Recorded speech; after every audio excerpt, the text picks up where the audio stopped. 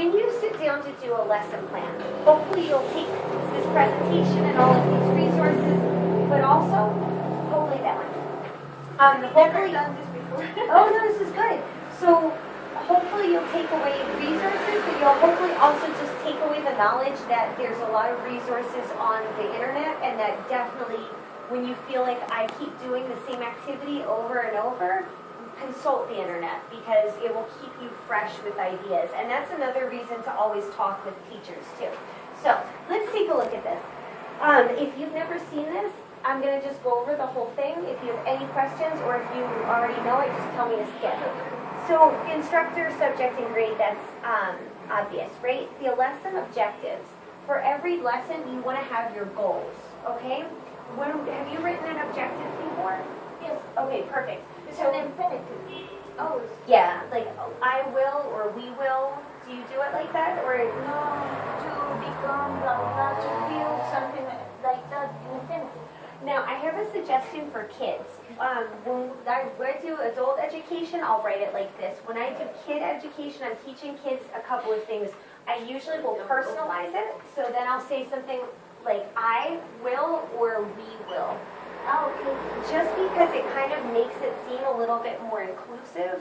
And for kids, of course, all those little details are very important. And then you want to talk about how you're going to do it. Now, because you're adults, I didn't do that.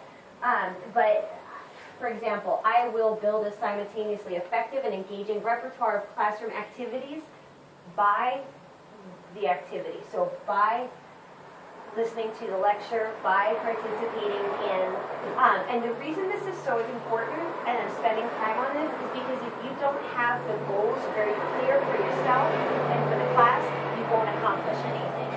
So it's really important to think about like what concepts I want to teach for that class and how, what particular activities I'll use. Actually, that is the thing that I like.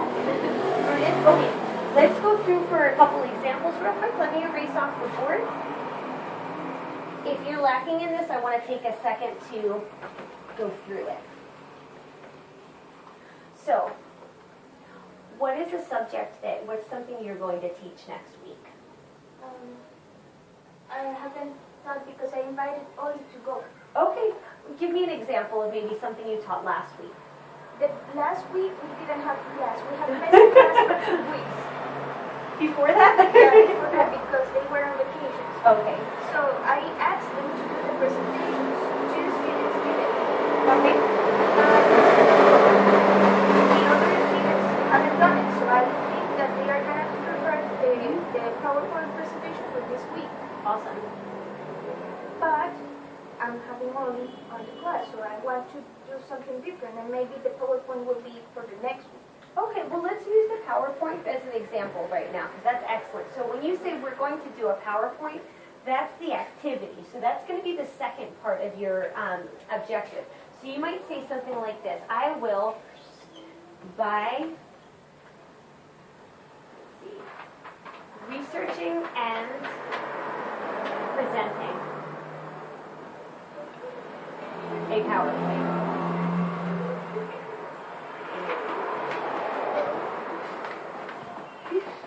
Not going well. Are you okay? Yeah, I just keep on dropping it.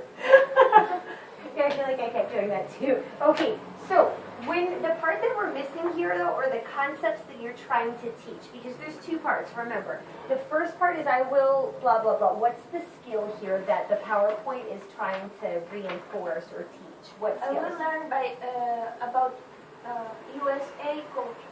Good.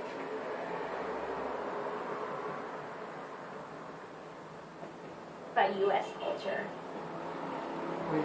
Yes. Do you have questions? I'll become more confident in talking in front of an audience.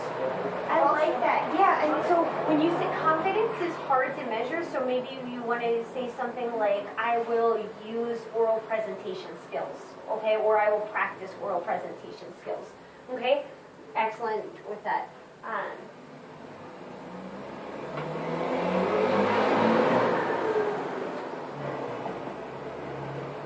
So, one of the things, the way that that our education is formatted in the States is that they give us this part that they, like, we had come with a book basically for every year of what you need to teach. And so it makes it a little bit easier to pull out your objective, and then all the last piece is you have to figure out how you're going to do it. But you have to have it very open.